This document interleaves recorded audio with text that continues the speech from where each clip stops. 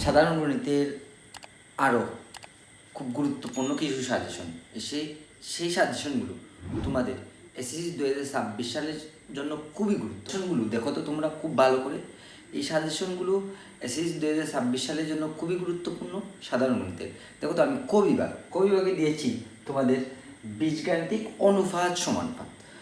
যদি তুমি কবিভাগে এই বীজগাণিতিক অনুপাত সমানুপাতগুলো ভালো করে প্র্যাকটিস করে যাও তাহলে ইনশাআল্লাহ তোমার 2026 সালে এসএসসি পরীক্ষা ভালো হবে, খুবই ভালো হবে।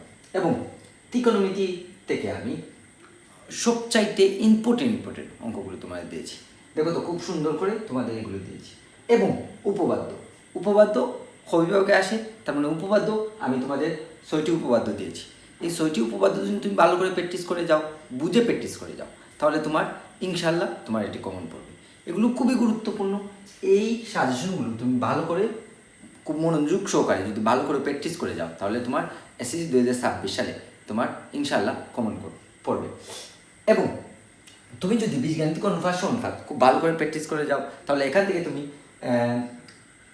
সিকিউ পাবেই তো, এবং এসকিউ অর্থাৎ সংক্ষিপ্ত প্রশ্ন তুমি 2 থেকে 3টি পাওয়ার সম্ভাবনা আছে। এবং ত্রিকোণমিতি থেকে অবশ্যই তুমি 3টি বা 4টি সংক্ষিপ্ত প্রশ্ন পাবে, এবং উপপাদ্য থেকে তুমি 2টি বা 3টি সংক্ষিপ্ত প্রশ্ন পাবে। এবং এই প্রত্যেকটি থেকে দেখো তো বীজগাণিতিক অনুপাত সমানুপাত থেকে তুমি এমসিকিউ 3 থেকে 4টি পাবে, তারপর ত্রিকোণমিতি থেকে তুমি 3 থেকে 4টি পাবে, উপপাদ্য থেকে 3 থেকে 4টি পাবে। তাই তুমি এগুলো ভালো করে প্র্যাকটিস করে যাবে, এই বোর্ড কোয়েকশনগুলো ভালো করে প্র্যাকটিস করে যাবে। যদি তুমি এই বোর্ড কোয়েকশনগুলো ভালো করে প্র্যাকটিস করো তাহলে তোমার ইনশাআল্লাহ এসএসসি 2026 সালে তোমার পরীক্ষা অনেক ভালো হবে। তাই তোমরা এই বোর্ড কোয়েকশনগুলো ভালো করে প্র্যাকটিস করে যাবে। সবাইকে অনেক ধন্যবাদ।